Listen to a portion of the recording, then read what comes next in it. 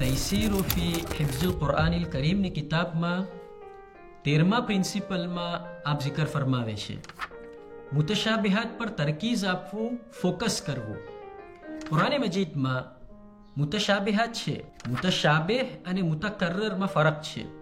આયત મુતકર્રર એ એક જ આયત એક કરતા જ્યાદા વખત આવે અને એમાં કોઈ ફરક ના હોય. જેમ સૂરતુર રહમાનમાં 31 વાર ફબિઅય્યિ આલાኢ રબ્બિકુમા તુકઝિબાનની આયત શરીફ આવી છે. આયત મુતશાબિહા એ શું કે બે યા એના કરતા જ્યાદા આયત એક બીસરાથી ઘણી સરખી હોય મગર એમાં બાઝ ફરક બી હોય.